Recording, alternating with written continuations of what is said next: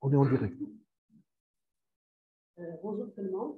C'est avec un grand plaisir de introduire cette formation et projet organisé par l'association de formation en hybride. À l'hôpital d'enfants Casablanca, il y a un groupe de médecins qui vont assister sur place et en même temps en direct sur la chaîne YouTube Azid, il y aura la diffusion des formations. Alors, c'est une série de 6 formations et projets. Il y a 3 et projets pédiatriques. Il y a le niveau 1 qui s'intéresse au diagnostic de DIP, les 4 types de DIP. Le niveau 2, ce sera donc le diagnostic des complications, les principales complications et leur traitement. Et le niveau 3, ça sera la perfusion des immunoglobulines et la préparation à la greffe de moelle osseuse. Il y a aussi le niveau e-project pour les adultes, e-project pour les infirmières et le 6e, c'est e-project pour les biologistes. Alors, pour le programme, durant septembre, on va organiser donc les 3 e-projects pédiatriques. Aujourd'hui, donc, ça sera le niveau 1 qui va être animé par monsieur le professeur Bosfiha, que je remercie infiniment pour cette initiative formidable qui va encore permettre aux médecins de faire le diagnostic de ces pathologies qui restent quand même méconnues. Alors, le niveau 1 de e-project, le niveau 2 de e-project pédiatrique, donc je vais l'animer le vendredi 16 septembre. Et le niveau 3 et project pédiatrique sera animé par Madame le professeur Belhassain le 20 septembre. Alors, je vous signale qu'il y aura une évaluation après le niveau et project pédiatrique 3 sur le site Azid. Donc, il y aura donc un lien qui va être disponible après et project pédiatrique 3. Je vous signale aussi que vous pouvez faire télécharger l'application pour le diagnostic phénotypique déficit primitive qui est réalisée bien sûr par monsieur le professeur Bosfiha et madame le docteur Leila Jdan. Et vous avez aussi sur la chaîne YouTube Azid les 10 commandements pour le diagnostic des DIP. Donc, sans trop tarder, je donne la parole à monsieur le professeur Bosfiha pour animer et project pédiatrique le niveau 1. Il va d'abord faire une présentation des 10 commandements avant de passer au cas clinique pour illustrer ces 10 commandements. Donc, le travail sera en groupe. Et bien sûr, le meilleur groupe va donc avoir un cadeau. Donc, marhaban pour toutes les personnes qui vont assister à ces sessions et je vous souhaite une excellente formation.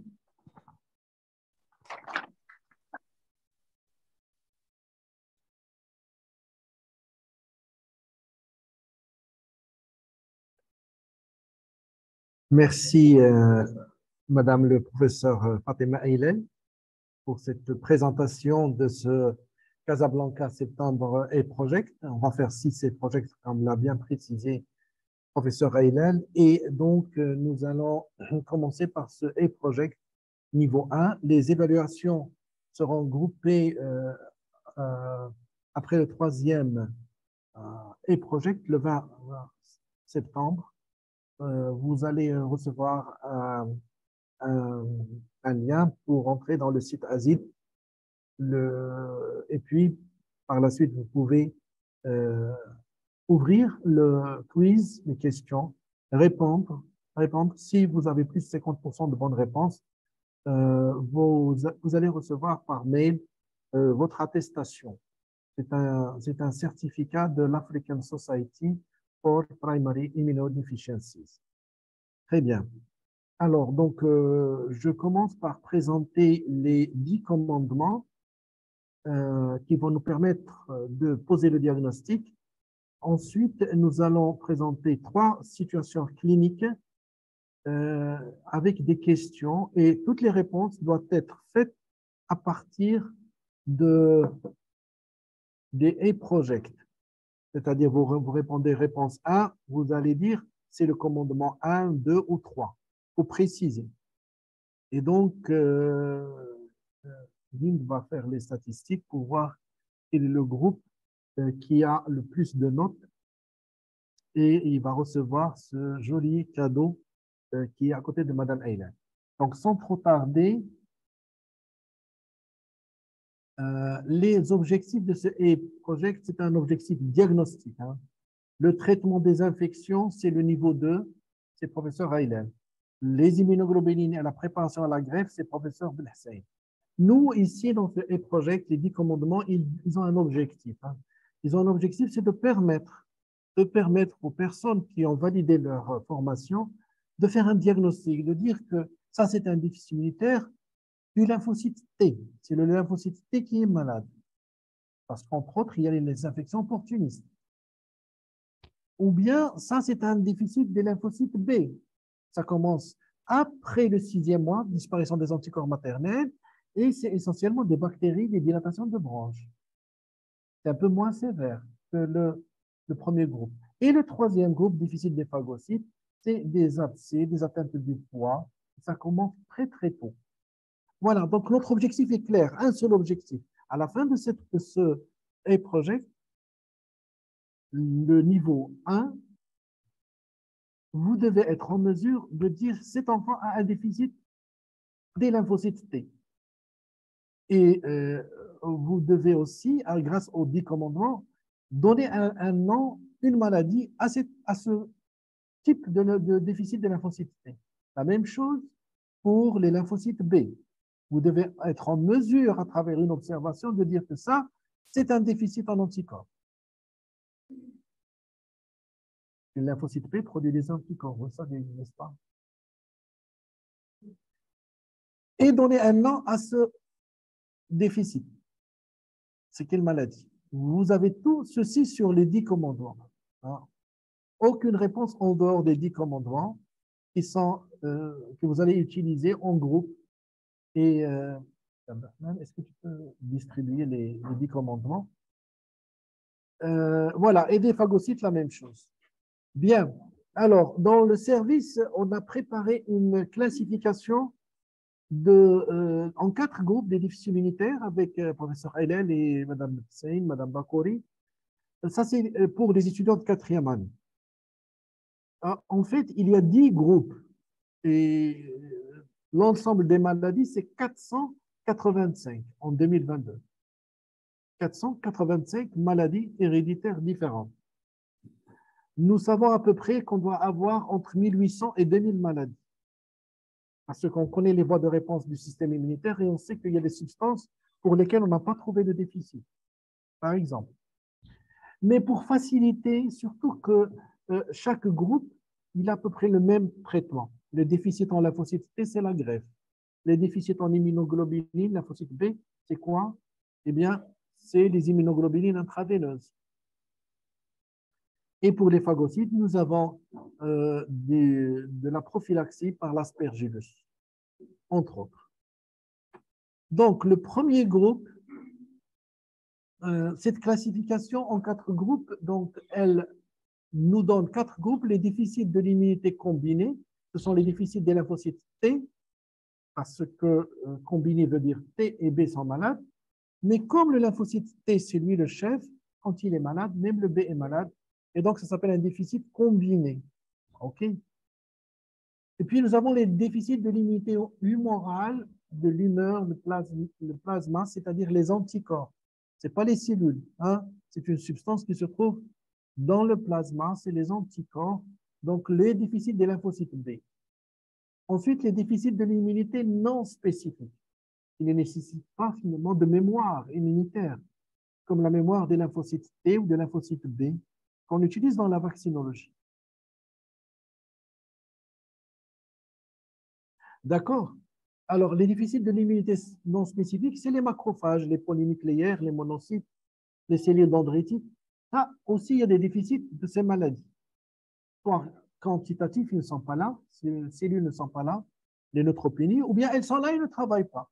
Elles n'arrivent pas à faire la bactéricide, c'est la granulomatose chronique septique, par exemple. ou bien le complément. Même quand il y a un déficit en complément, ça s'appelle l'immunité non spécifique, il n'existe pas de mémoire, et on a des déficits du complément qui peuvent être à l'origine de méningite.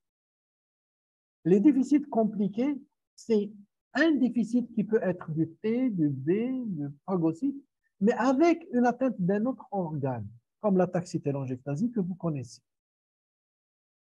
N'est-ce pas? Où il y a une atteinte du cervelet, une atrophie progressive. Bien, alors, notre objectif, de vous dire qu'il y a 4 groupes, hein, nous allons voir ça dans les 10 commandements. Avant, je veux vous dire que sur le YouTube, sur votre écran, quand vous suivez par YouTube, en bas, il y a des informations et vous avez les 10 commandements en plus du lien vers cette classification qui est utilisée partout dans le monde. C'est la classification de référence qui vous donne les tableaux des différentes groupes et vous pouvez chercher par nom. Vous mettez par exemple Malade de Bruton, il vous donne où est-ce qu'il se situe, quels sont les principaux signes cliniques. Et donc, vous avez le lien par Google Play ou bien par App Store. Et cette application, elle est elle a été produite par l'équipe marocaine. Et donc, les Jan, Eilal, Saïn, Hind, Wahir et moi-même. Et donc, voilà, c'est les auteurs qui ont participé à cette. Voilà, les 10 commandements, c'est ça. Hein, c'est tout ça. Je ne vous demande pas de lire tout ceci, mais de vous intéresser à ce qui est écrit en rouge. Ce qui est écrit en rouge. Alors, ensuite, on va détailler chaque commandement. Commandement, c'est un message. C'est un message qui va vous aider à progresser dans le raisonnement du diagnostic. Vous pouvez utiliser le premier avec le 8e, avec le 6e, par exemple, et arriver à...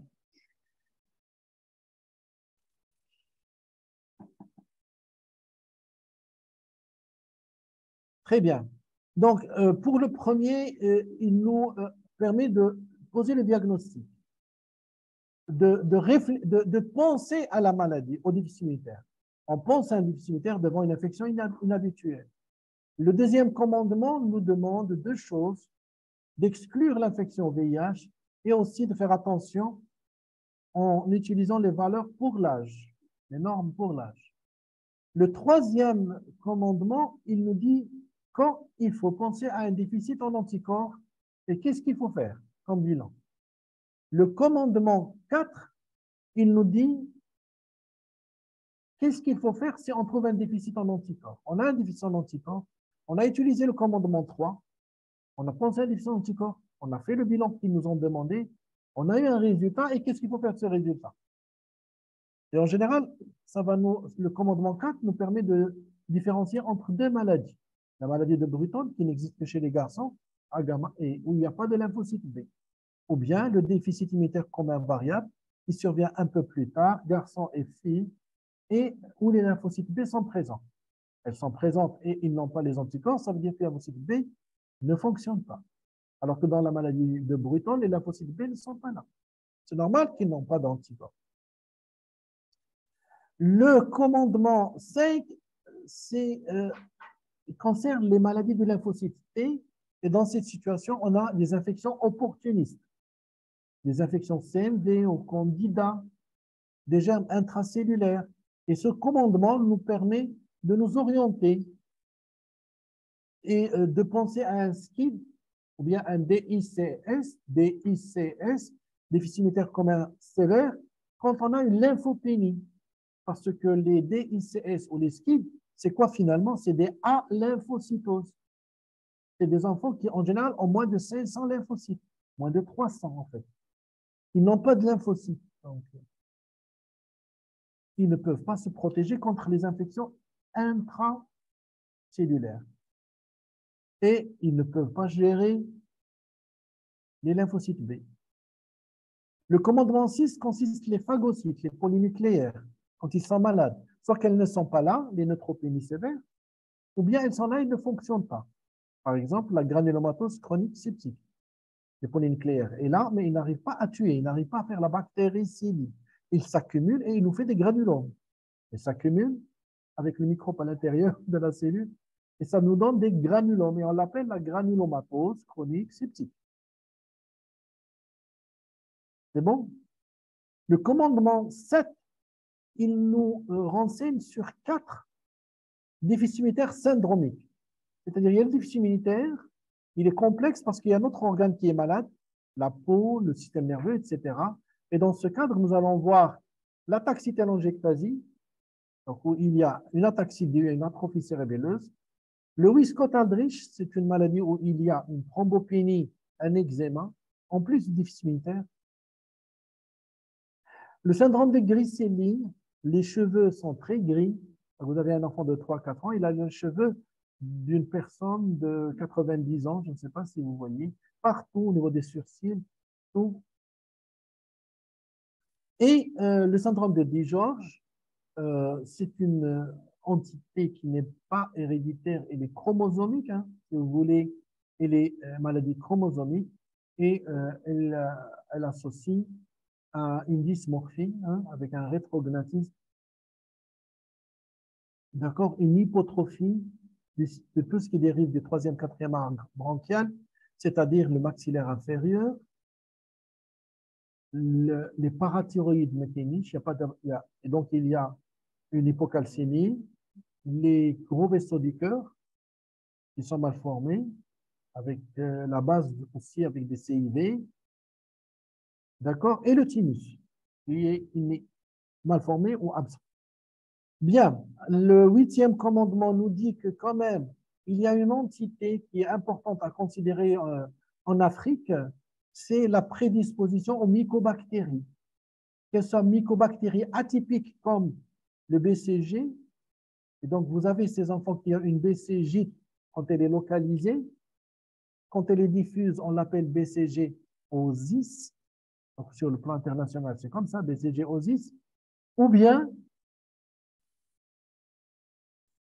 c'est une prédisposition à la tuberculose elle-même. Et en général, c'est une tuberculose extra-respiratoire, en général sévère. Vous avez une miliaire, une méningite, une méningoencéphalite tuberculeuse.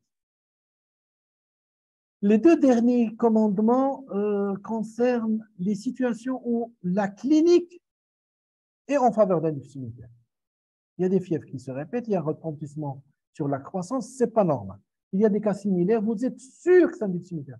Tout le bilan est normal, alors il faut penser à ce qu'on appelle les nouveaux déficits immunitaires. Hein, c'est les déficits de l'immunité innée. Et donc là, ces déficits immunitaires, ils ont la particularité que chez l'enfant qui est malade, l'enfant est immunocompétent contre tous les microbes, sauf un seul. Et vous avez la prédisposition à l'herpès, vous avez un enfant qui fait une méningoencéphalite herpétique. En 2022, la méningoencéphalite herpétique, c'est une maladie héréditaire. Pas n'importe qui va faire une encéphalite herpétique. Il faut qu'il ait un gène qui le prédispose. Puisque tous les enfants, hein, c'est une maladie obligatoire, la stomatite herpétique, pourquoi celui-là, il va faire une méningoencéphalite herpétique? Ce qui est sûr, c'est que ce n'est pas dû au virus lui-même. C'est le même virus. C'est le même virus. Vous avez dans ce cadre aussi la candidose cutanée muqueuse chronique, vous avez des infections invasives au pneumocoque et le HPV. Et puis, il y a les maladies auto-inflammatoires. Vous connaissez la fièvre méditerranéenne familiale.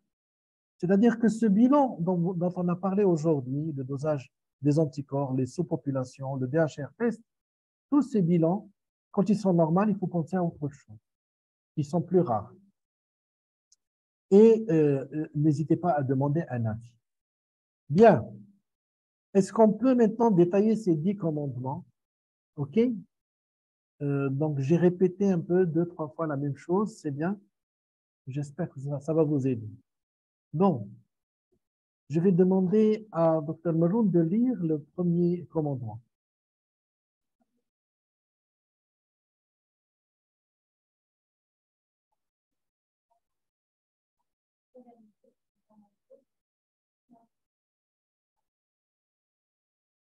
Donc, ce ne sont pas que les infections.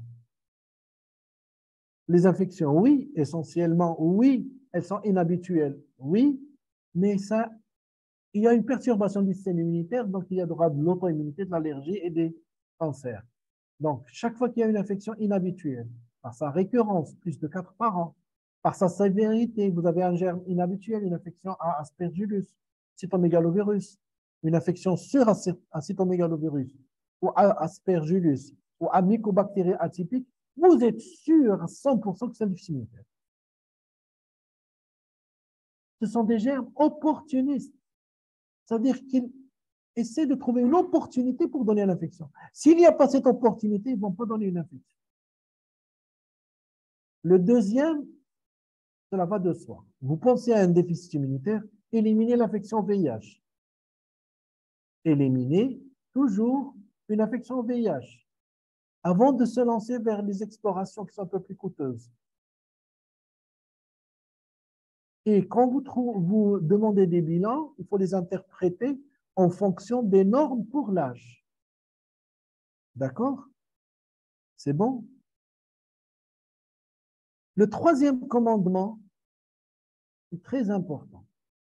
Si vous avez 2 pneumonies ou 4 otites en moins d'une année, l'enfant qui fait une pneumonie et une otite, ou bien 2 pneumonies, ou bien 4 otites, un enfant qui vous fait 2 pneumonies, que vous confirmez, c'est à coup sûr un déficit en anticorps.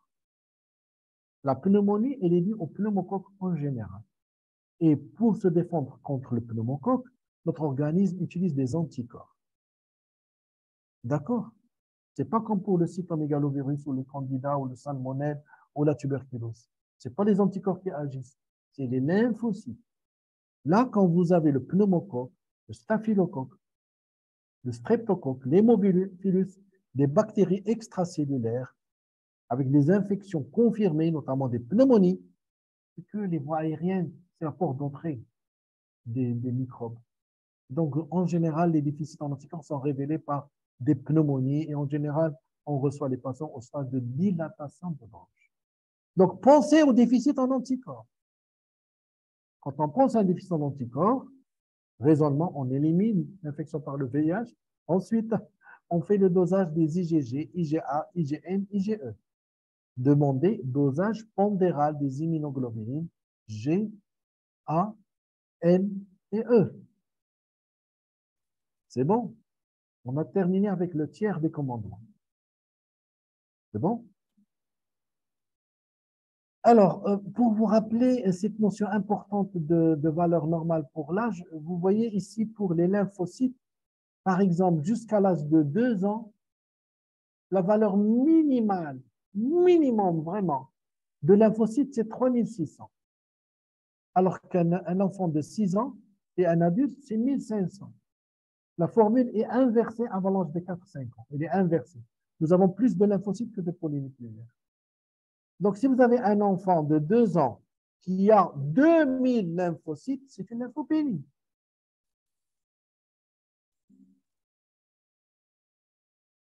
Jetez un coup d'œil sur les lymphocytes aussi. Il n'y a pas que les polynucléaires sur un hémogramme. Jetez un coup d'œil sur les lymphocytes. Regardez aussi les plaquettes. Regardez les éosinophiles. C'est un document qui renseigne sur beaucoup de choses. Et dans le congrès des déficits immunitaires le 10, 11, 12 novembre à Fès cette année, il y a une très belle présentation, une conférence du professeur Habibi, Mohamed Habibi, sur quand penser à un déficit immunitaire devant un hémogramme. Vous allez voir ce qu'il peut faire sortir de cet hémogramme. Incroyable. Ici, pour les dosages des anticorps, c'est très important de voir les valeurs en fonction de l'âge. Et c'est très, très important. Vous voyez, par exemple, un enfant de 1 à 3 mois, on peut accepter jusqu'à 4,5.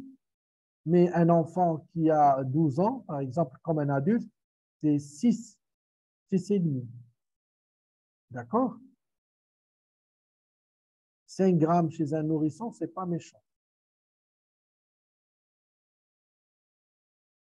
Bien, on continue. Maintenant, vous avez trouvé une agammaglobulinémie parce que vous avez bien respecté le 3e commandement des pneumonies à répéter, des otites, vous dosez les IgG, IgA, IgM Et vous trouvez que toutes les immunoglobulines, pas une seule, toutes sont très basses ou absentes.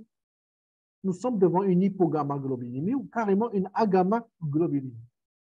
Alors, il y a deux maladies en vert qu'il faut évoquer, soit la maladie de Bruton, mais qui n'existe que chez les garçons. Et donc, on s'amuse bien quand on reçoit de chez un confrère suspicion de maladie de Bruton chez une fille qui a 3 ans, ça fait... Bon, mais bien sûr, c'est pas grave, on apprend toujours. Faites attention, maladie de Bruton est liée à l'X, c'est des garçons. Ou bien le déficit immunitaire commun variable, qui est en fait beaucoup de maladies qu'on groupe dans ce nom. Alors, on évoque la maladie de Bruton si le taux de lymphocyte B, c'est les 19, est inférieur à 2%. Ou bien moins 2 déviations standards. Vous avez parfois en pourcentage et parfois en déviation standard. C'est pour ça qu'il est toujours préférable de faire une NFS en même temps que les sous-populations. Et si vous avez des valeurs en pourcentage, les valeurs normales des lymphocytes, eh bien, c'est dans la NFS. Alors, s'il n'y a pas de lymphocyte B1, je vous l'ai dit tout à l'heure, il n'y a pas de lymphocyte B dans la maladie de Bruton, donc il n'y a pas d'anticorps. Garçon, 0 anticorps, 0 lymphocyte B, c'est quoi? Ça, pas compliqué. Garçon ou fille, un peu plus grande, en général, même 20 ans, 30, 45 ans, ça peut se révéler tardivement, qui a pratiquement 0 anticorps. Cette semaine, on a vu une dame de 56 ou là, comme ça, 60 ans, et qui avait 1 gramme d'immunoglobine. Elle n'a jamais eu de problème avant. Et on a cherché, on a trouvé que cette dame a des lymphocytes B, et donc ces lymphocytes B ne travaillent plus. Ils se sont arrêtés de travailler à un certain âge. C'est un déficit immunitaire commun variable. D'accord? Un déficit immunitaire commun variable, c'est une diminution en général très importante des anticorps, IgG, IgA, mais avec des lymphocytes B supérieurs de 2% ou bien de déviation standard. Parfois, on a un déficit isolé en IgA. C'est très fréquent, en général asymptomatique, peu symptomatique. Quand c'est symptomatique, il y a quelque chose qui est en plus avec. Soit les sous-classes, soit les anticorps antipneumococciques. D'accord? Le déficit isolé en IgA est en général asymptomatique. Et on rentre dans le gros morceau, celui des maladies de lymphocyte T. Et c'est les maladies opportunistes. Dans certains pays où il y a beaucoup d'infections VIH, je leur dis que ces maladies-là, ces maladies héréditaires du lymphocyte T, eh bien, c'est quoi? On peut les résumer en une seule phrase. C'est un tableau d'un enfant qui est un tableau de sida et qui est VIH négatif. Vous connaissez le tableau de sida? C'est la même chose. Sauf que la sérologie est négative. Ce n'est pas un VIH.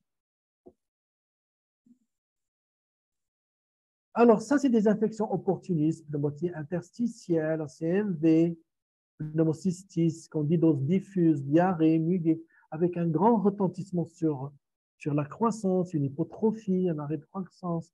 Il faut penser à un déficit immunitaire combiné. Hein. Vous savez maintenant que c'est le lymphocyte T qui est malade et le B aussi. Alors, on va les appeler déficit immunitaire combiné sévère, DICS, en anglais SCID, Severe Combined Immune Deficiencies, si les lymphocytes sont moins de 3000 chez un garçon de 2 ans. Vous vous rappelez tout à l'heure, hein, 2000 à 2 ans, vous avez bien vu que 2000 lymphocytes à 2 ans, c'est déjà une lymphopine. C'est peut-être un SCID, hein, avec 2000. Alors qu'un adulte, un enfant de plus de 5 ans, 1500, c'est normal. C'est la valeur minimale normale. Alors, quand vous n'avez pas une lymphopénie, mais que vous avez un tableau d'infection opportuniste, ça veut dire que les lymphocytes sont là, mais qui ne fonctionnent pas. Ce n'est pas un SCID, mais un KID, un Combined Immune Deficiency. On ajoute le S pour dire qu'il y a lymphopénie. Bon, Alors, qu'est-ce qu'il faut faire comme bilan? C'est les sous-populations lymphocytaires. Vous demandez les lymphocytes 3 totaux, CD3, CD4 et CD8. Hein. Si vous ajoutez le nombre des CD4 et le nombre des CD8, vous allez avoir au nombre total des CD3. Donc, CD3, c'est l'ensemble des CD4 et CD8. Le CD19, c'est le lymphocyte B.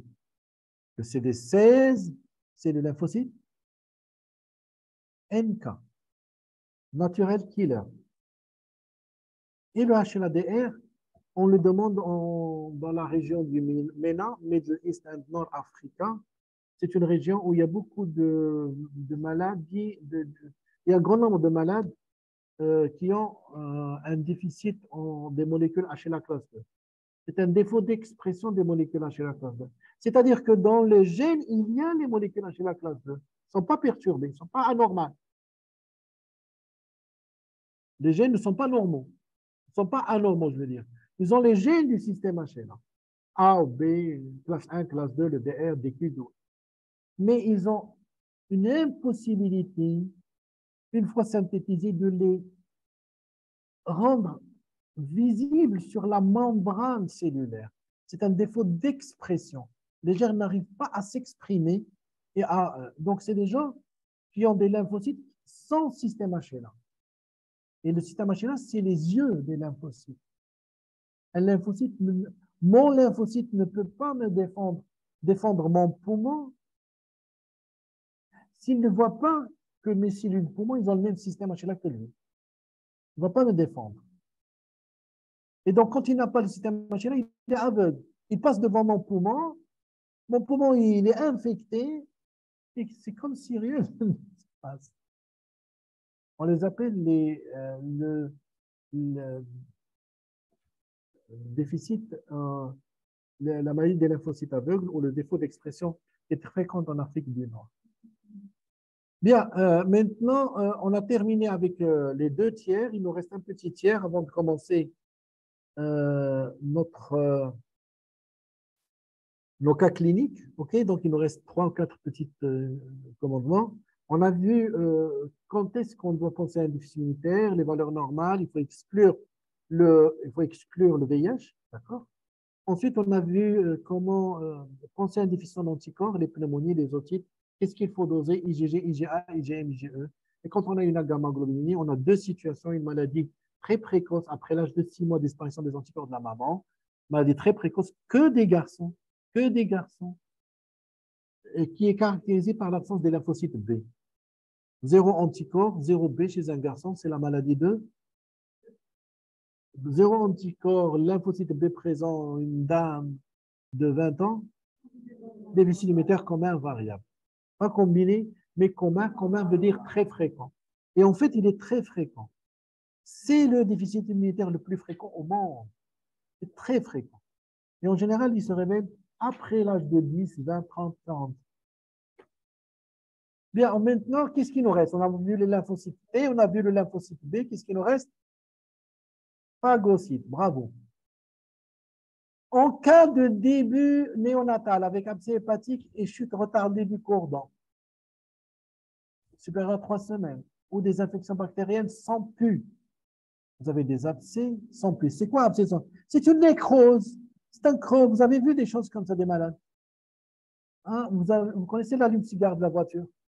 Ben, si vous le mettez sur la peau d'un animal, disons, et encore, c'est pas gentil, eh bien, vous allez avoir une brûlure noire. Et c'est exactement comme ça qu'on a des enfants qui ont ces brûlures, des infections, mais les enfants n'arrivent pas à faire de pus. C'est une situation particulière où les lymphocytes B, les macrophages, les polynucléaires, les monocytes, ils n'arrivent pas à sortir du courant sanguin.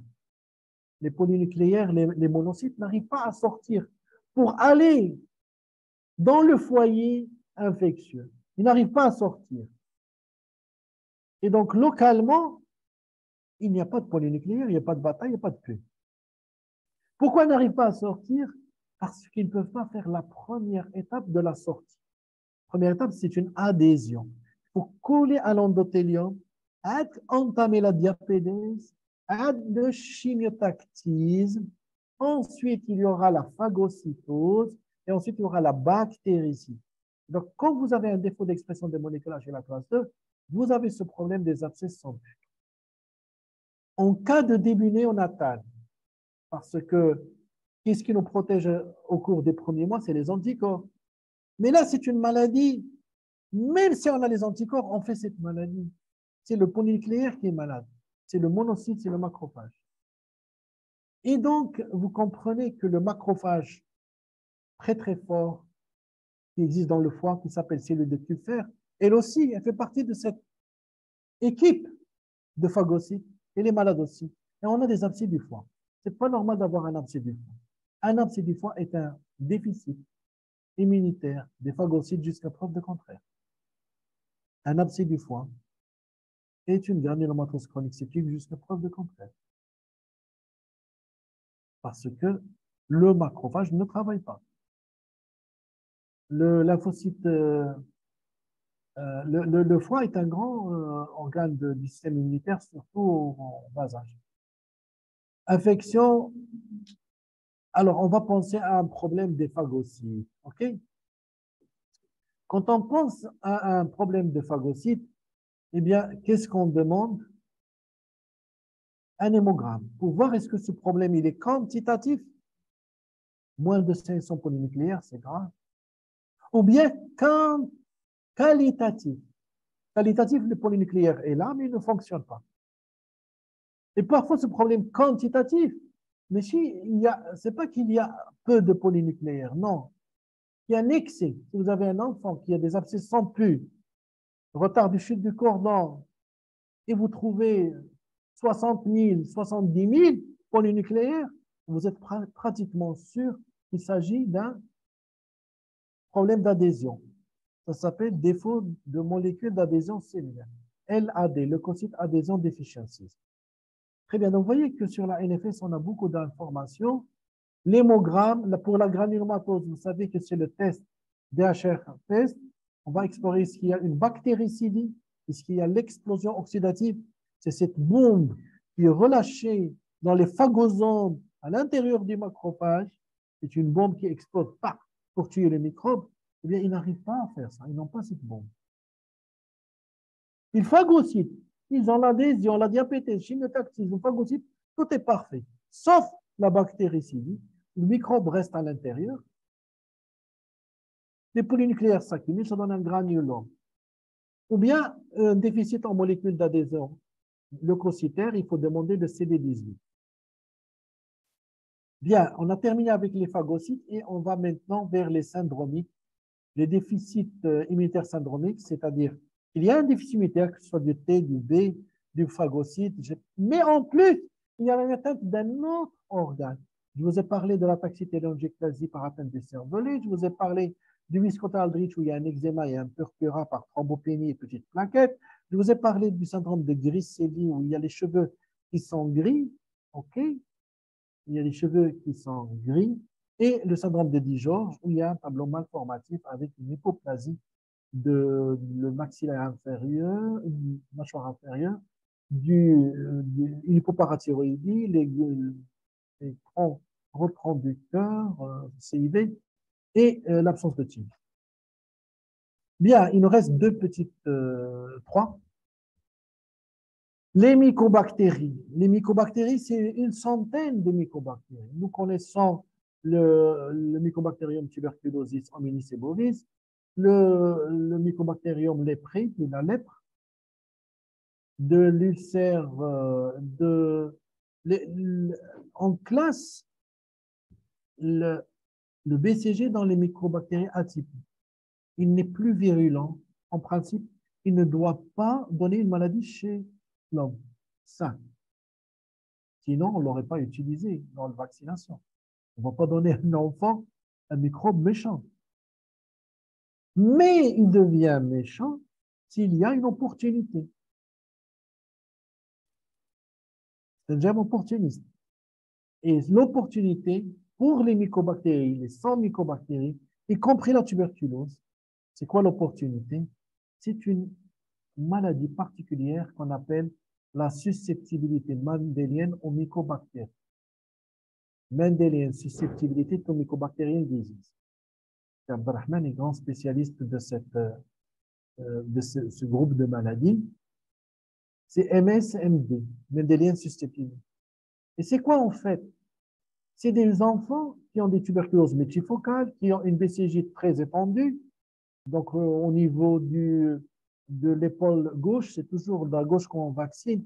Vous avez l'adénite, vous avez notre adénite derrière, vous avez une ostéite à BCG, vous avez même des atteintes du foie. Le BCG diffuse dans l'organisme. Pourquoi? Eh bien, et ces enfants-là, ils ont le bilan immunitaire normal. Les immunoglobulines sur population. Bien sûr, on a fait le VIH, hein, n'oubliez jamais. Le DHRT, tout est normal. Et il faut explorer une réponse immunitaire qui est spécifique des mycobactéries. C'est ce qu'on appelle l'axe interleukin 2 interféron gamma. Le macrophage, quand il prend la mycobactérie, il envoie un signal au lymphocyte T. Qu'est-ce qu'il lui dit? Il lui dit, attention, j'ai une mycobactérie, est-ce que je la tue? C'est ça la question. Et comment il envoie le message? C'est l'interleukine 12. Et les enfants qui n'ont pas d'interleukine 12 ne peuvent pas tuer ces mycobactéries. Et pour que le lymphocyte T entende ce message, qu'est-ce qu'il fait? Il est un récepteur de l'interleukine 12. Quand il n'y a pas de récepteur, ces enfants n'arrivent pas à tuer les mycobactéries. Le lymphocyte T, s'il a le bon récepteur, il va synthétiser l'interféron gamma. Mais pour agir l'interféron gamma, il doit avoir un récepteur au niveau des macrophages. Et c'est comme ça que cet axe s'appelle interleukine 2 interféron gamma qu'il faut tester pour confirmer cette maladie. Alors, les deux derniers commandements, lorsque les immunoglobulines, les sous-populations, le DHR test sont normaux, vous pensez à un déficit en complément, il y a un test très, très bien de dépistage, c'est le complément hémolytique à 50, TH50. Donc, on voit, on étudie l'hémolyse des globules rouges en fonction des différentes composantes du complément de l'enfant. C'est un bon test de dépistage. Ici, il faut faire attention pour le CH50, c'est que le prélèvement ne peut pas être fait à l'hôpital et envoyé à un laboratoire. Le prélèvement doit être fait dans le laboratoire et immédiatement analysé. Vous devez téléphoner avant au laboratoire, lui dites attention, je vous envoie un CH50. Lui dit attends, s'il vous plaît, envoyez à midi, je ouvre mon coffre et je me prépare. Parce que le complément est consommé dès qu'il sort de la voie sanguine. Ou bien un syndrome hyper-IgE. Alors, vous avez dosé les anticorps, mais on n'a pas toujours des pneumonies dans cette maladie. On a des abcès froids. Un abcès comme les abcès froids de la tuberculose. Et il faut penser aussi à ces maladies qu'on appelle les déficits immunitaires innés, comme l'encéphalite herpétique, comme la candidose cutanéomycose chronique, c'est des enfants qui ont des onychomities au niveau des mains et des pieds, qui ont la langue, toujours du candida sur la langue, avec beaucoup d'atteintes sur la peau de candida. Ils n'ont pas une maladie sévère, mais ils vivent comme ça. C'est très désagréable. C'est les candidoses cutanéomycose chronique. Et tout le bilan que vous faites est normal. Tout le bilan est normal. Il faut doser certaines molécules qui sont actives sur le corps. Et les maladies auto-inflammatoires avec le FMF, le mévalonactinase, Marshall, le TRAPS, etc., que vous connaissez. Donc, c'est un groupe de malades inflammatoires, immunité innée, le complément. En général, on n'y pense qu'après avoir éliminé un déficit d'anticorps, un déficit des phagocytes, un déficit des lymphocytes. Et à la fin, si vous êtes convaincu cliniquement que c'est un déficit immunitaire, demandez un avis à un groupe d'experts qui peut vous orienter. Bon, mes chers amis, j'ai terminé. On va prendre 2-3 minutes avant de vous présenter la première observation. Donc, vous avez une pause, respirez, vous pouvez vous lever, sortir, rentrer. On va prendre, disons, 2 minutes.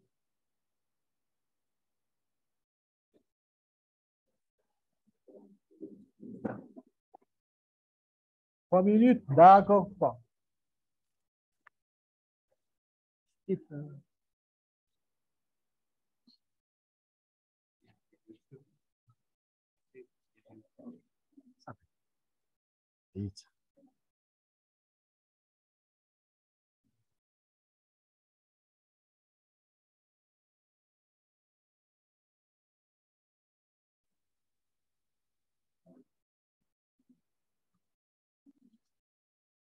Les étudiants.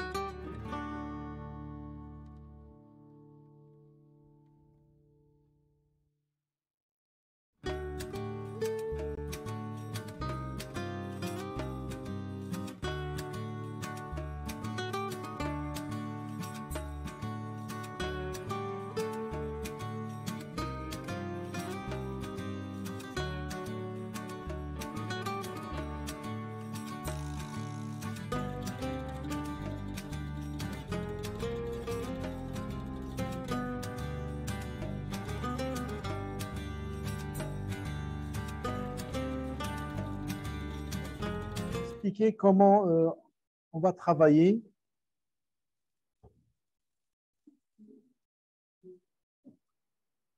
Donc, dans quelques instants, je vais projeter une observation. Toute l'observation, toute l'iconographie et toutes les questions sont sur une seule diapositive.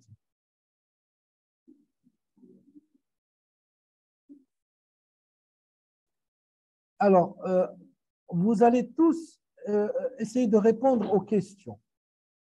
Parfois, entre deux questions, je vais vous donner un résultat. Très bien.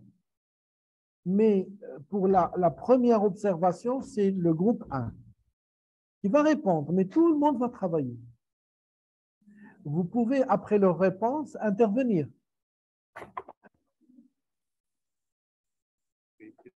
ben, c'est comme ça.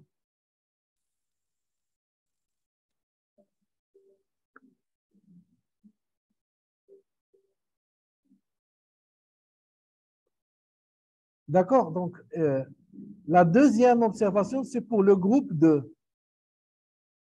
C'est toi, qu'est-ce qui va? C'est toi qui. Et la troisième observation pour le groupe 3. On est d'accord? On commence? Très bien. Voilà, je vous présente l'observation. Ensuite, vous allez avoir 5 minutes de discussion de chaque groupe.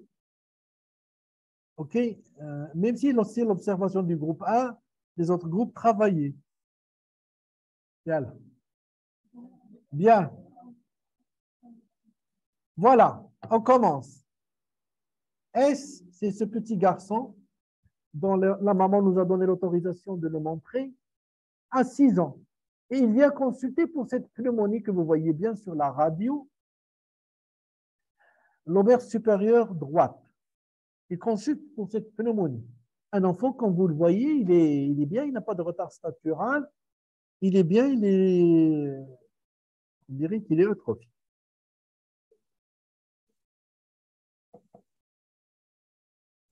Bien.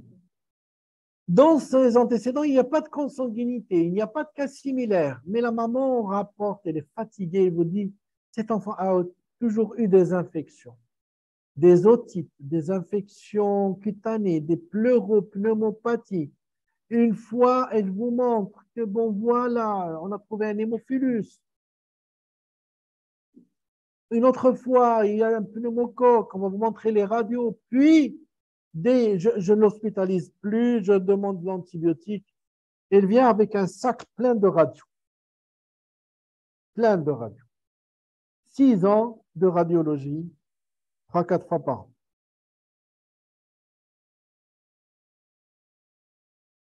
Alors, ces radios, c'est celle-là. À l'âge de 12 mois, vous voyez une opacité, une pneumopathie à hémophilus, il avait 12 mois. Et pourtant, cet enfant était vacciné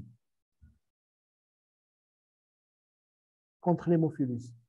6 mois après, il fait une pleuropneumopathie de la base droite. Pardon, ici c'est gauche, ici c'est droit. Et c'est au pneumocoque. Ensuite, à l'âge de 36 mois, elle a tiré comme ça au hasard une autre radio avec une pneumopathie du lobe moyen. Et elle me montre maintenant sur le téléphone portable, qui est un outil très utile d'information médicale, et vous avez une infection cutanée qui est extensive.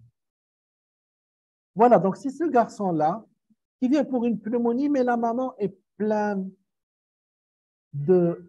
d'informations et elle veut seulement que quelqu'un l'écoute et qu'il essaie de répondre à la question « Pourquoi tant d'infections ?» Pourquoi tant d'infections pulmonaires? Et à l'examen clinique, ce garçon, il a 40 degrés, il est polypnéique, il n'a pas de retard statural. On fait la radio, c'est bien celle-là. Vu cette histoire, on demande une TDM du thorax et du sinus. On trouve une dilatation des branches basales droites et une pansinusite. Vous voyez ici, je ne sais pas si vous voyez des petites taches grises à l'intérieur. Vous les voyez à l'intérieur? C'est des polypes. D'accord? Ça veut dire que des infections répétées, inflammation chronique. Et donc, le tableau est sérieux. Cet enfant a 6 ans. Et voilà les questions pour lesquelles vous allez.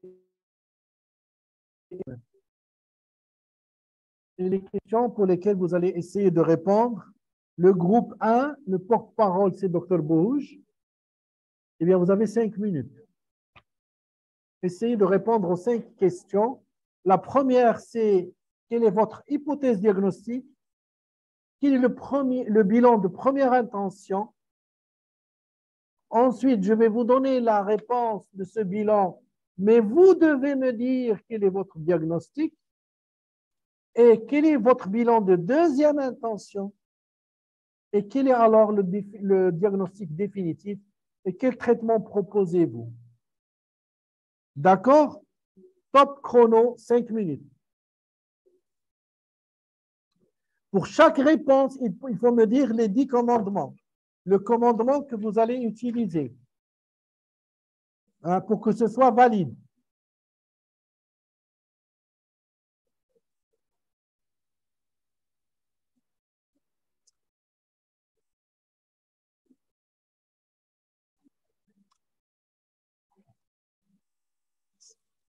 Je tiens à vous rappeler qu'il y a un cadeau pour le groupe le groupe gagnant. Voilà.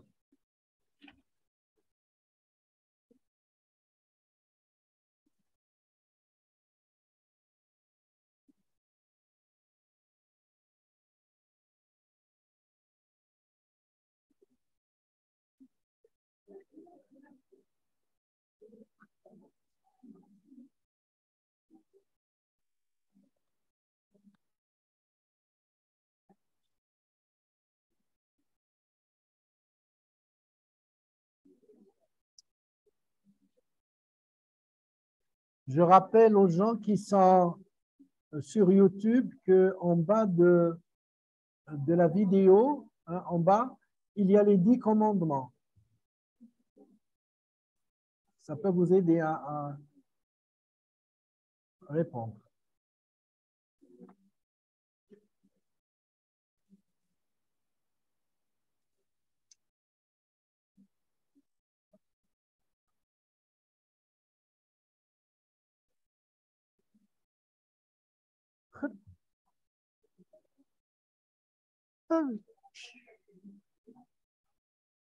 وصيف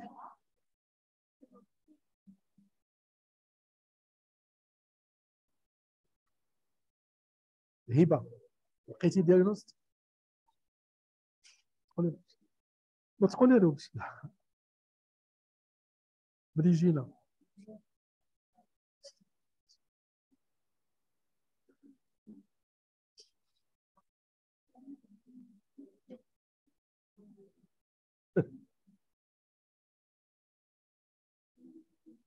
Une minute.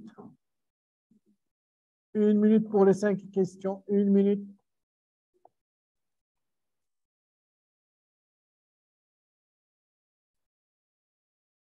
En fait, vous avez besoin de la réponse de la deuxième question.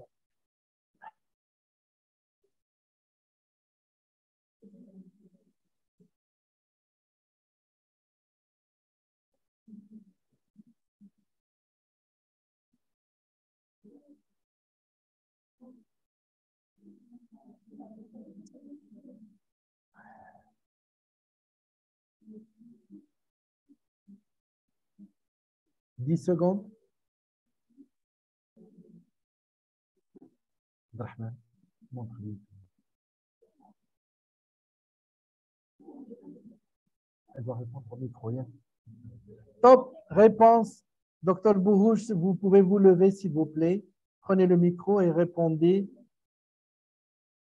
à la première question. Je tiens à vous remercier pour votre invitation à cette journée, cette formation précisément. Je suis la porte-parole du groupe 1. Donc, je vais répondre aux questions à propos de la question numéro 1, les hypothèses diagnostiques. Donc, on va évoquer en premier lieu un déficit immunitaire acquis, qui est l'HIV, qu'on doit éliminer en premier. Et par la suite, on va évoquer le déficit immunitaire primitif. Donc, pour la deuxième question, les investigations à demander en première intention. Là, là-ci. Alors, les hypothèses continuent infection VIH et un déficit immunitaire. Primitif. Vous ne pouvez pas dire plus. Vous avez 10 commandements qui peuvent vous aider. Oui, bien sûr. Vous pouvez préciser ce déficit immunitaire primitif? Oui, oui. Déficit des phagocytes, des lymphocytes? Non. Non. Lymphocyte Un déficit B, en anticorps. Déficit en anticorps. Oui. Très bien. Pourquoi un déficit en anticorps?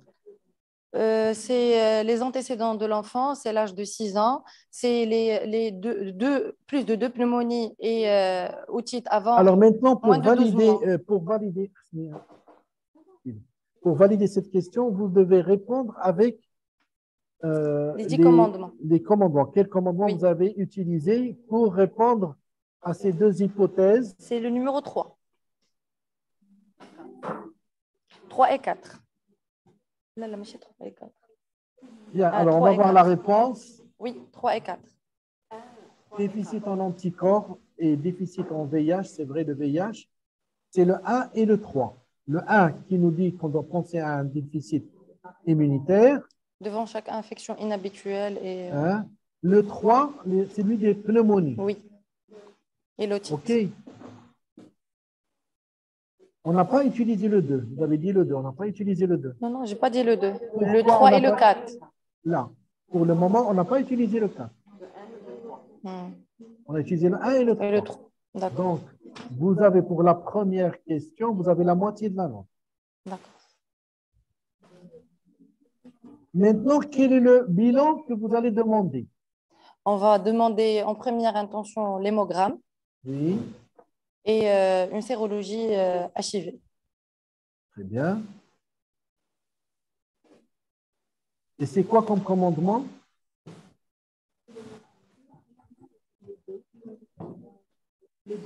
Le 2. Là, maintenant, nous sommes dans le bilan. Ce n'est pas le 2 que le 2. C'est le 1 qui nous dit qu'il faut éliminer l'infection au VIH. Le 2. Laisse. Ou le 3 qui nous dit de faire le dosage IgG, IgA, IgM.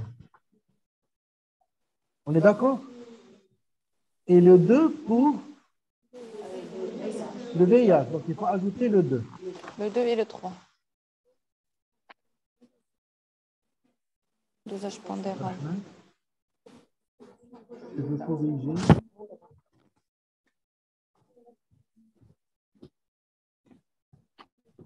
Le 2 et le 3.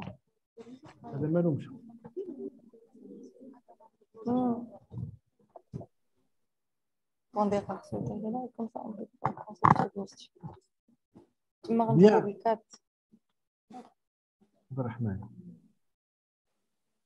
Bien, alors le bilan de première intention, nous le bilan, c'est la sérologie VIH. Et l'hémogramme.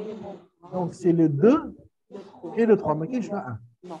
Le 2 et 3. Non. Si, il y en a 2 et 3. Il y en a 2 et 3. Bien, alors je vous donne les résultats. IgG 0,9 grammes. C'est effondré. Il n'a pas d'anticorps. Ni IgA, ni IgM. Oui. Bien. C'est une... Troisième question. C'est une agammaglobulinémie. Alors, agama, et c'est quel? C'est le commandement 4. 4. Oui. Pour ce diagnostic, vous n'avez utilisé que le 4. Bravo. Donc, troisième question, 2 points. Quel est le bilan de deuxième intention? La sous-population lymphocytaire. Vous allez demander les sous-populations et qu'est-ce qui vous intéresse dans ces sous-populations? Les CD19. Les 19 qui sont les lymphocytes B. Très bien. Et c'est quel commandement? C'est le commandement 4. Le même. Bravo. Donc, on a ajouté les... quoi? La NFS, parce que parfois on a un résultat en pourcentage. Très bien. Dans cette situation, nous n'avons pas des neutropénies comme malade. Vous voyez, donc tous les autres bilans, vous pouvez les faire. Mais on part seulement du bilan pour cette maladie, pour faire le diagnostic. Voilà les résultats. Nous avons les globules bicertiles, des polynucléaires à 13 000, des lymphocytes à 4 000, et nous avons les lymphocytes B à 0,39%. 0,39%, donc c'est moins de 2%. Moins de 2%, c'est... Et les CT3, 4, 8, 16, tout est normal. C'est une maladie de Breton. Quel est votre diagnostic? C'est une maladie de Breton. Et quel commandement vous avez utilisé? Le 4. Bravo, je vous demande d'applaudir. Elle est arrivée au diagnostic. Bien, alors une petite question.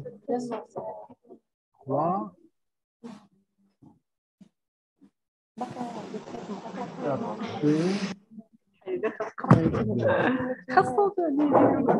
Et la dernière petite question, c'est quel traitement vous connaissez? En immunoglobuline à vie, une fois par mois, à vie, 0,5 mg kilo, toutes les 3-4 semaines à vie. Merci, Dr Bourouge. Merci, premier groupe. Vous avez eu 8 points. 8 sur 10. Bien. D'accord?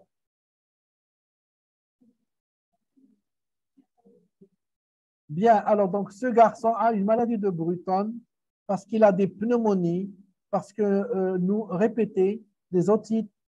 C'est un garçon, voilà, cliniquement. Ensuite, les bactéries, c'est le pneumohémophilus. C'est une maladie de Bruton parce que c'est un enfant qui a une sérologie VIH négative, qui a une agammaglobulinémie et qui n'a pas de lymphocyte B.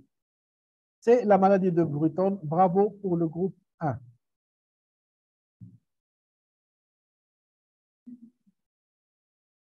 Donc, pour la deuxième question, c'est le 2 et le 3, et pas le 1, 2. Très bien. Je vais vous montrer maintenant un article qui est sous presse. Il n'est pas encore publié. On vient d'avoir les corrections. C'est la dernière classification des déficits immunitaires de 2022. D'accord? C'est la classification internationale. Pour vous montrer où se situe la maladie de Bruton parmi les 485 maladies actuellement connues.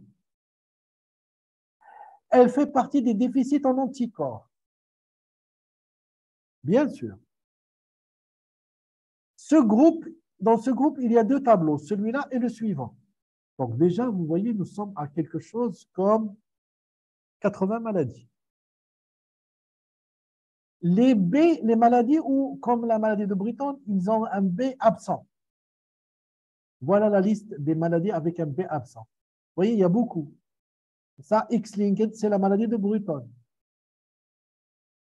Dans les pays à forte consanguinité, il y a une autre maladie qui ressemble à Bruton. C'est la gamma autosomique récessive qui peut se voir chez les garçons et les filles. Mais Bruton est la plus fréquente. Et puis, le déficit immunitaire comme un variable, c'est beaucoup de maladies, beaucoup de maladies. Toutes ces maladies ont besoin de perfusion une fois par mois, avec des nuances sur la prise en charge. Des malades qui font beaucoup de granulomes, qui font beaucoup d'auto-inflammation, beaucoup de néoplasie, beaucoup de choses comme ça. Il faut faire attention. Mais pour le moment, aujourd'hui, ce qui nous intéresse, c'est que vous pensez au groupe qui est un déficit de lymphocyte B, des anticorps, que vous fassiez la différence entre la Bruton et maladie de Bruton et le DIC. Il y a un autre groupe, voilà, c'est les syndromes hyper-IgM. Ils sont là à gauche, les syndromes hyper-IgM. C'est des enfants qui n'ont pas d'IgG, pas d'IgA. Et ils ont des IgM normales ou très augmentés. Quel est leur problème? C'est des enfants qui n'arrivent pas à faire le switch. Vous savez que nous répondons à une infection d'abord par les IgM. Ensuite, on fabrique les IgG une semaine après. OK, pour les IgM, c'est une semaine, 10 jours. 2 semaines, 3 semaines, on a les IgG. Ces enfants n'arrivent pas à passer des IgM à IgG. Les IgM, ils ne sortent pas du sang. Ils ne peuvent pas protéger à l'extérieur du sang parce que c'est des pentamères. Ils sont comme une étoile, ils sont toujours la main dans la main, ils sont 5. Pentamères, ce n'est pas un anticorps tout seul, c'est toujours 5 anticorps. Et la deuxième particularité, c'est qu'ils ne sont pas très spécifiques de l'antigène. Même s'ils ont des IgM, ils ne sont pas très spécifiques. C'est pourquoi que l'organisme fabrique des IgG qui sont plus spécifiques de l'antigène. Ils sont plus actifs, plus efficaces pour détruire le microbe. Bien. Deuxième observation pour le groupe 2, respirons 1 minute. Docteur Al-Wassifi, c'est toi qui vas répondre. Respirez, vous avez de l'eau. Prenez un peu d'eau. Ouvrez la porte s'il fait chaud. Ça va? Ça se passe bien? Ça va? Tu as envoyé à nos amis subsahariens le lien? Non, tu pourras l'envoyer, c'est enregistré. Ils peuvent le voir par la suite et ils peuvent même avoir une attestation. Bien, je crois qu'on va passer à la deuxième observation. C'est le groupe 2. Docteur Louassifi, Labès. Et là, on va voir si Hajar, elle a 5 mois. Nous avons eu l'autorisation de la maman pour présenter cette photo très didactique, cette image de cet enfant qui nous a quittés d'ailleurs. Dans les antécédents, il y a une consanguinité et il y a 3 décès dans la fratrie. C'est le 4e enfant. 300 décédés.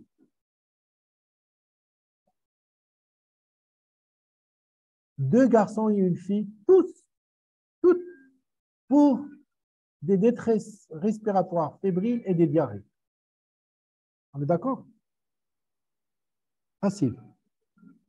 Donc, c'est une histoire, c'est des antécédents chargés avec des décès, consanguinité et le décès au bas âge pour un problème infectieux qui est comparable. L'histoire de la maladie actuelle, elle remonte à 4 mois, avec en plus, depuis 3 semaines, il y avait de la diarrhée, puis ensuite il y a eu des infections respiratoires, comme en témoigne la polypnée. Et cet enfant, pendant les 4 derniers mois, elle a vu beaucoup de médecins, beaucoup d'antibiotiques, beaucoup de traitements, aucune réponse. Et l'enfant va en s'aggravant, hypotrophie, etc. À l'examen, 38,5 polypnée, signe de lutte respiratoire. Hajar a une hypotrophie à moins de 3 déviations standards. Elle est déshydratée, dénutrie et elle a un muguet buccal évident. Voilà. C'est des taches blanches, on dirait qu'on a mis de la farine ou du fromage sur la langue. C'est un muguet rebelle qui ne veut pas disparaître par des applications locales. La radio du thorax montre des opacités diffuses mal systématisées avec un aspect flou des vaisseaux, etc., évoquant une pneumopathie interstitielle confirmée au scanner. Il y a une pneumopathie interstitielle. Voilà la radio, distension thoracique, avec même des opacités alvéolaires aussi, un peu. Et la PCR a permis de retrouver du CMV. La PCR a trouvé quoi? Très bien. Vous avez tout le tableau. Docteur Louassifi, voilà les 5 petites questions sympathiques et gentilles. 5 minutes, top chrono.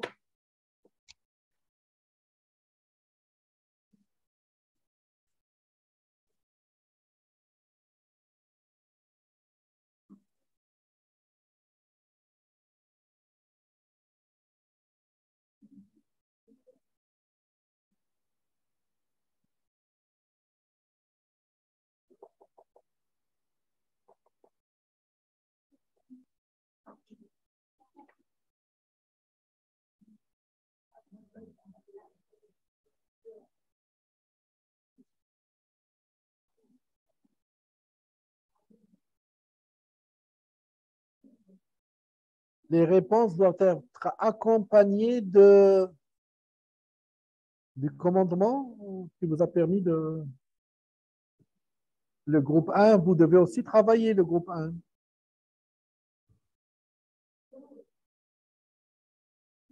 عبد الرحمن واحد فيديو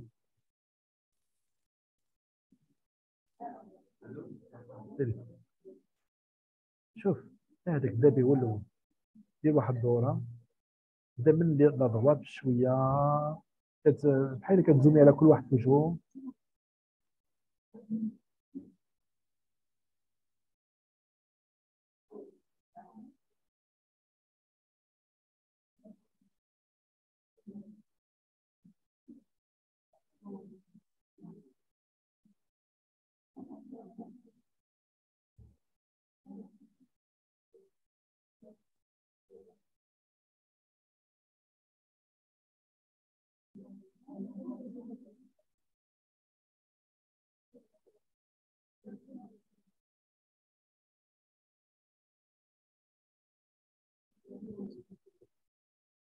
Le groupe 1 عيط كي كيرتاح. ستريس.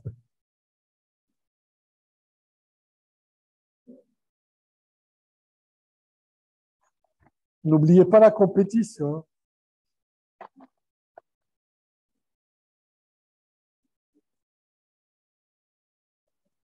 درنا شي فيديو بالتليفون.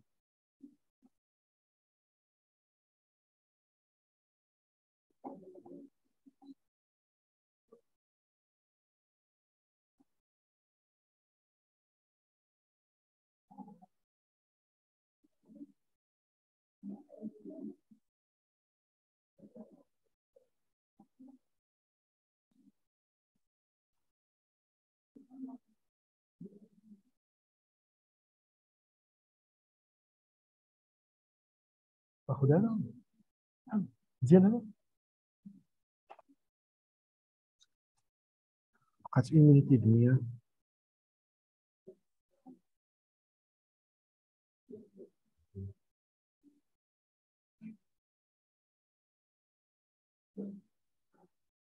Je vais vous donner une réponse en milieu des questions.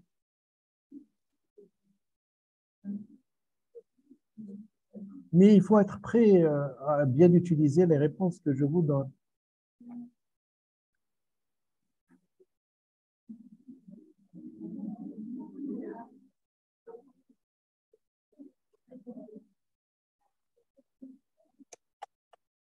Une minute.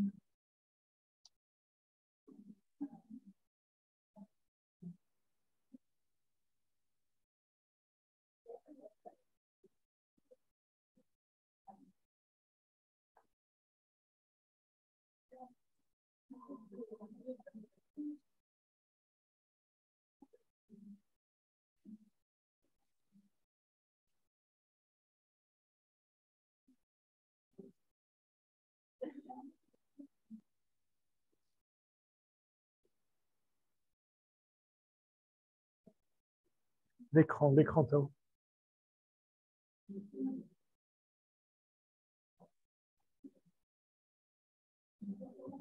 صافي.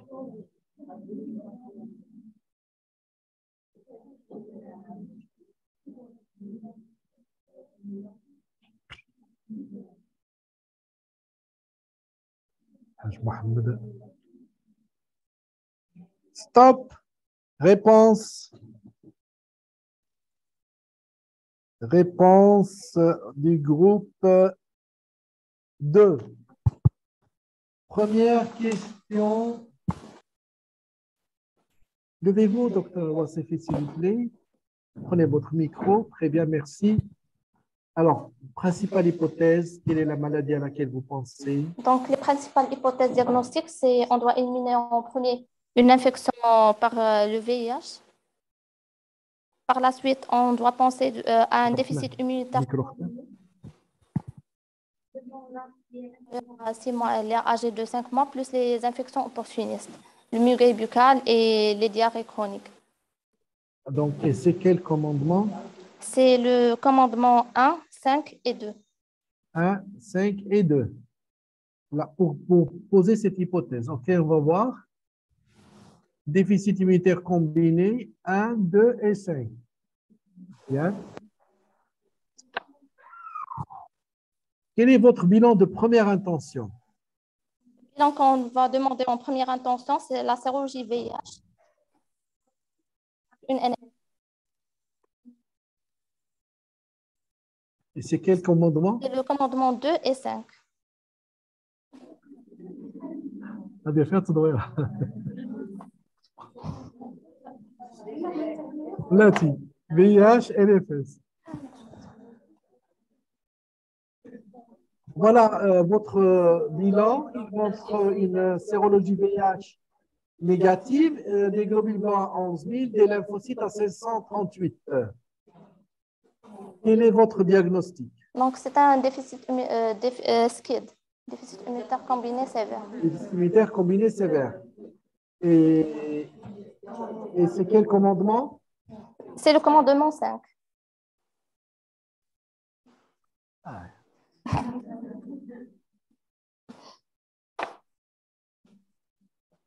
Quel est votre bilan de deuxième intention? Les sous-populations lymphocytaires. C'est quel commandement? C'est le commandement 5. Est-ce que vous allez me préciser sur le bon d'examen que vous allez demander? C'est quelle sous-population que vous allez demander? C'est D3, c'est D3, c'est D4, c'est D8. Scott, pour les lymphocytes. Scott. C'est D3, c'est D4, c'est D8, c'est D16, c'est D19 avec HLA-DR. Un chauffeur. C'est quel commandement? 5. Là, on avait 5. Il y a que 5. 4, il y a les anticorps. Ce n'est pas grave, c'est le commandement 5. Ablati. Allez, allez.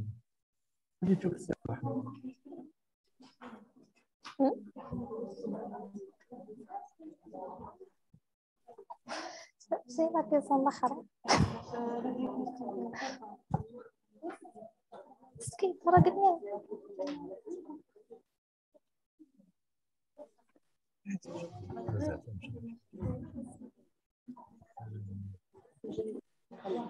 C'est quoi ça?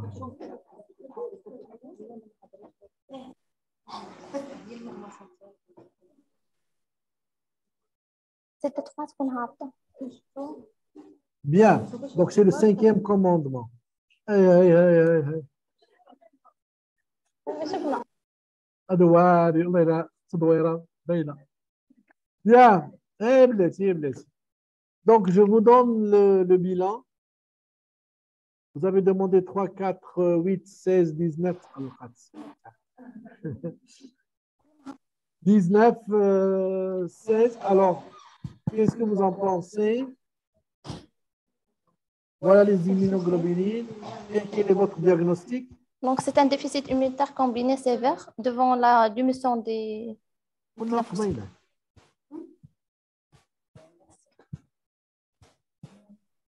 SCID.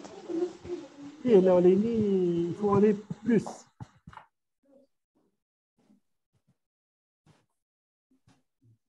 Ce n'est pas écrit dans les 10 commandements, mais ça a été montré. Et même si on a montré la réponse, ils n'ont pas bien copié. Donc, c'est des gens qui ne savent pas copier.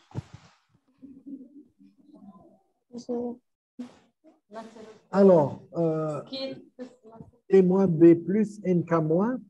Alors, pour vous montrer comment on met ces signes, T moins, ça veut dire qu'ils n'ont pas de T. B plus, ils ont les B. Vous voyez, les CD19, c'est 6%. C'est plus de 2%.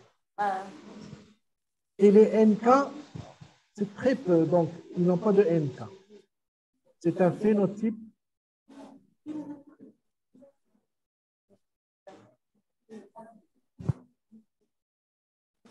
Alors, 4e question. 5e question, elle est offerte. ولكن bon, on ne peut pas vous juger لأنها ما كايناش. Donc elle est offerte, Elle est تصويرة كاملة. Alors, c'est important d'avoir ce phénotype. C'est lui qui va nous orienter vers quel gène on va demander l'exploration. Pour quel gène? Et si on voit ce groupe des maladies qui sont comme ça, avec absence de T, mais les B sont présents et les NK sont absents. On a 2 maladies, seulement 2 maladies. Une maladie liée à l'X et une maladie autosomale récessive. Voici.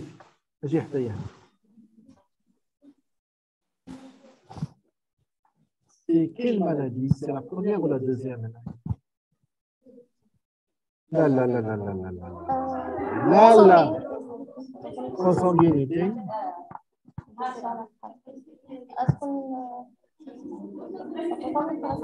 Ah. Tu as hésité. Allez, le problème, c'est que c'est une fille. Donc, obligatoirement. C'est pas la consanguinité. La consanguinité, c'est en faveur. Par contre, ce qui est sûr, ce n'est pas lié à Alex. C'est une fille. Bien. Très bien.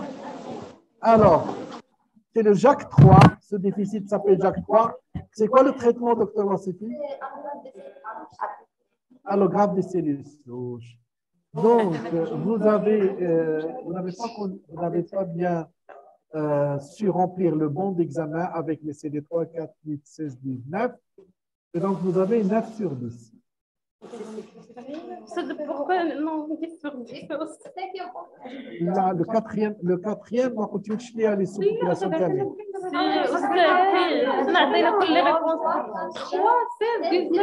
لا 16 و 19 ما قلت. لا بس هي البورت ما قالتهمش. لا le problème des petits, ce que vous avez fait comme problème, c'est que vous ne lui avez pas dit ça avant qu'elle prenne la parole. Bien. Une minute de repos pour voir la dernière observation. Non, mais avant, je vais vous montrer cette histoire de SCID.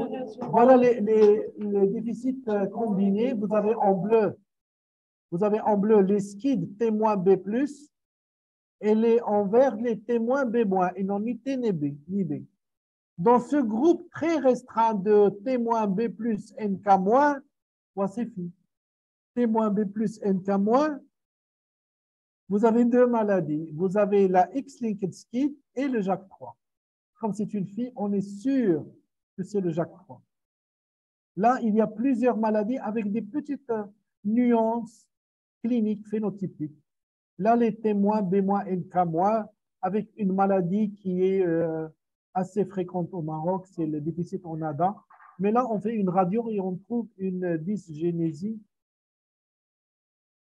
vertébrale et des os, ce qui nous aide un peu quand on n'a pas de gène. Voilà l'autre partie de ce groupe des déficits combinés. Hein, c'est à peu près 70 maladies. 3 groupes. Dernière observation, 1 minute. Hein, hein. Porte-parole, je connais. Harim, docteur Harim, respirez 1 minute. On doit terminer à 1h30. Hein?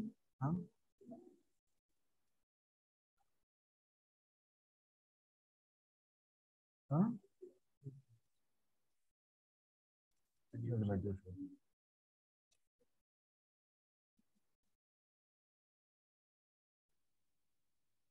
أنا في الحقيقة أوتوزومال ريسيسيف صحيح نفس النقطة. Oui. شاهد. وصيف.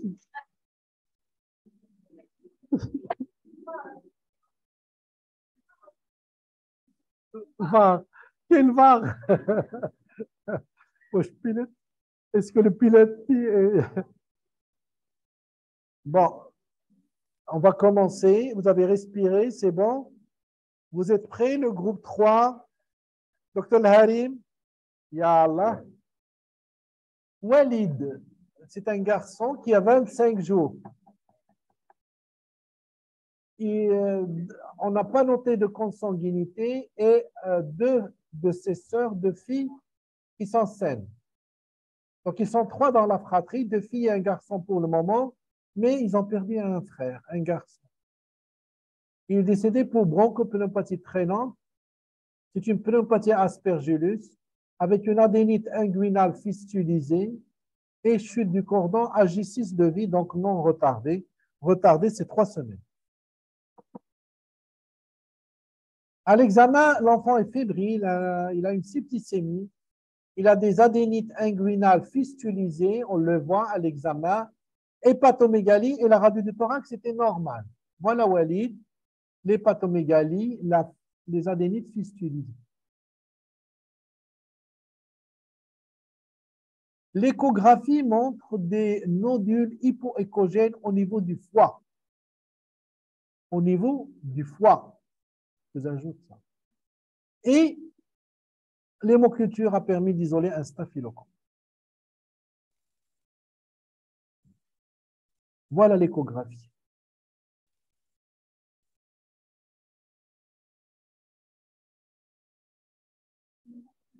Vous voyez des nodules hypodenses, des abcès. C'est du liquide avec un renforcement postérieur. Donc, c'est des abcès hépatiques à staphylocoque. Question. Les mêmes questions. Vous avez 5 minutes pour le groupe 3 et à la fin, il y a un prix, un cadeau pour le groupe qui gagne.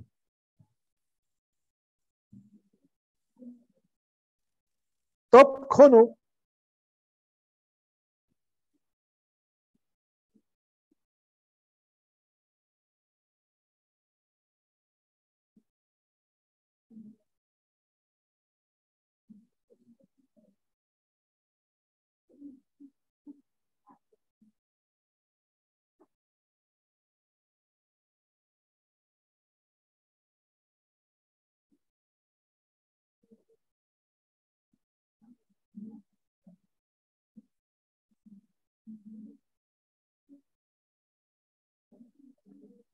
Você fez? Raisonnez, réfléchissez aussi. Faites un diagnostic. وديتيوها في مريجينا ما ديروها.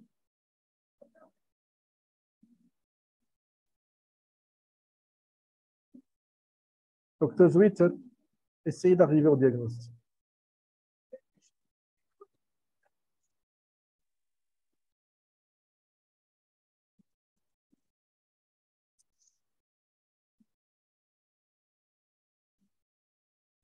كيف الفكرة؟ داري صاحبي شو بالي. عبد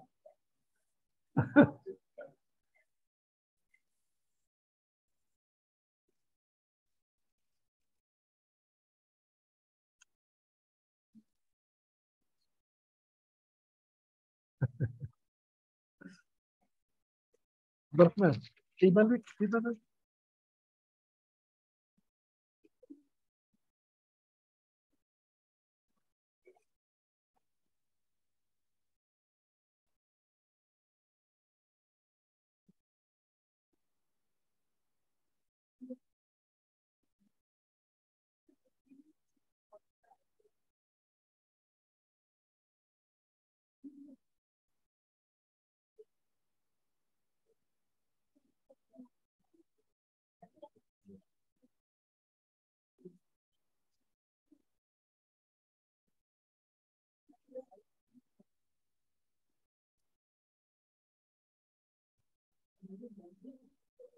ما نقولوش العدد ما نقولوش العدد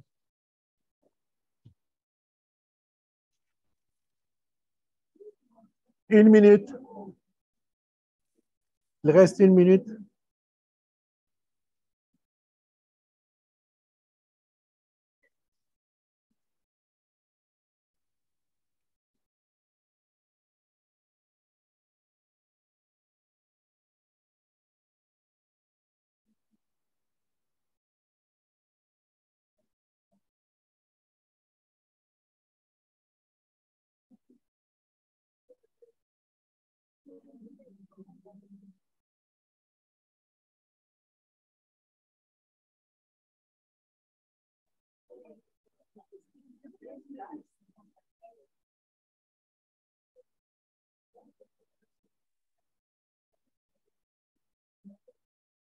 stop. Docteur Harim, vous pouvez vous lever s'il vous plaît, prenez le micro et répondez à ça.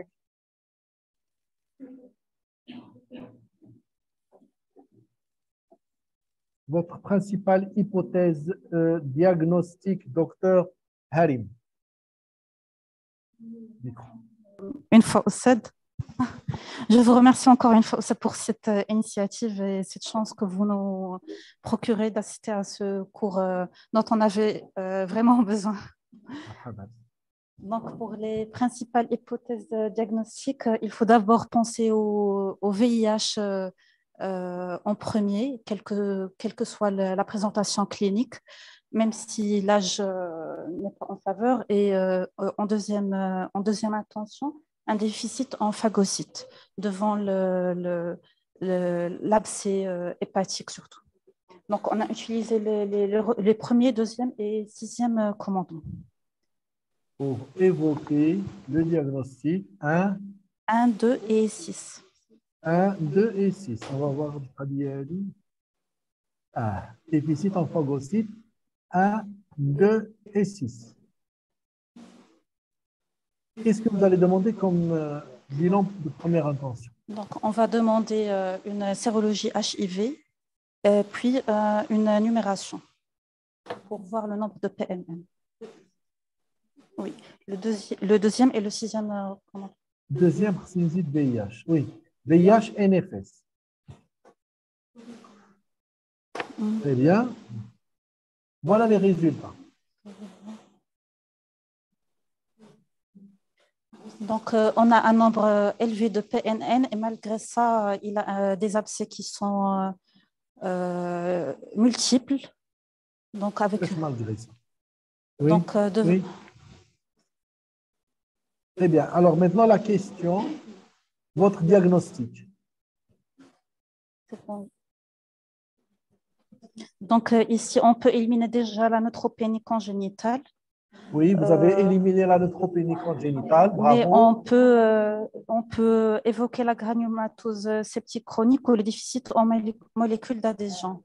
C'est le sixième commandement. Le sixième commandement, vous évoquez la granulomatose chronique et le déficit, le défaut d'expression aux molécules d'adhésion leucocytaire. Très bien, même si les moléculaires ne sont pas très augmentés. D'accord. Bravo.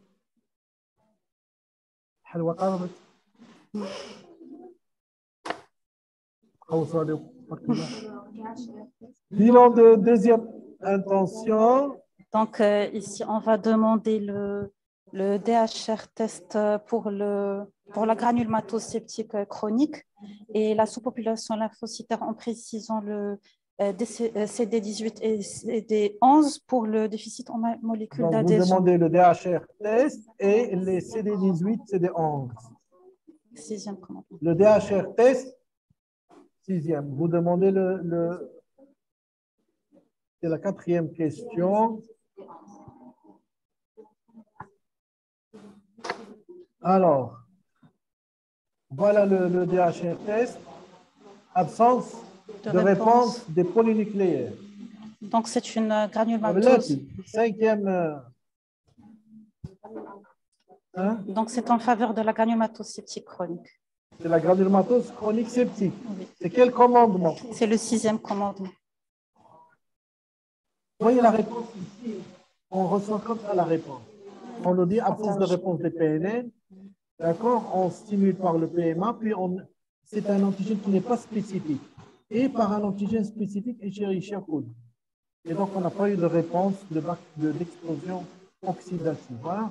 Ça s'appelle exploration de l'explosion oxydative des polynucléaires, c'est-à-dire cette explosion qui se produit dans le phagosome après phagocyte.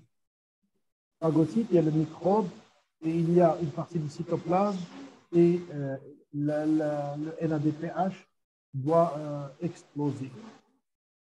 Très bien. Donc, granulomatose chronique septique. Traitement, votre proposition, c'est hors compétition parce qu'il fait partie du level 3. Donc, c'est la prophylaxie. Où maintenant, on fait la greffe. Très bien, donc bravo Harim et son équipe qui sont arrivés au diagnostic. Bravo à Wassifi et Hiba qui sont arrivés au diagnostic. Mais le problème, c'est qu'il a mis quelque chose dans les oreilles. Il n'a pas entendu CD19 NK et tout ça. Rena, c'est à lui. Elle a oublié, elle a oublié. En tout cas, l'essentiel pour nous, c'était d'arriver. Et donc, classement.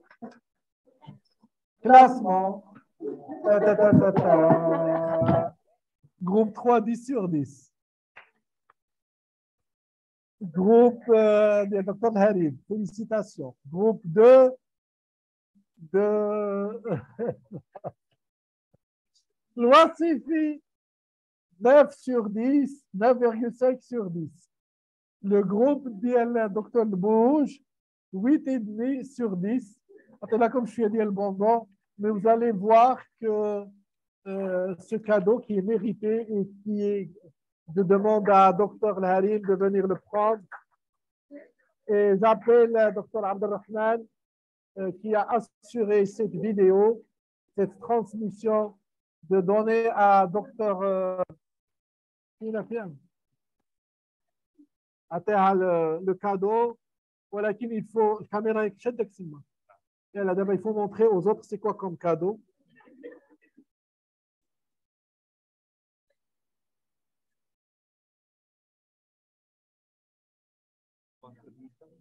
Hein?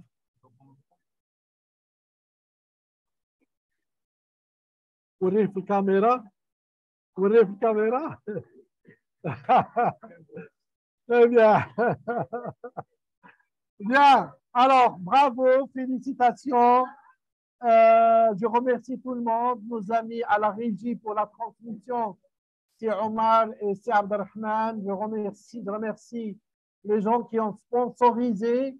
C'est la Moroccan Society for Primary Immunodeficiency, c'est l'association Hajar et ce cours est organisé par ASID, African Society for Primary Immunodeficiency, qui va organiser le congrès africain à Casablanca en 2023. Salutations à la présidente Leila Jdan et à tout le bureau de l'ASID. Merci tout le monde. À la prochaine.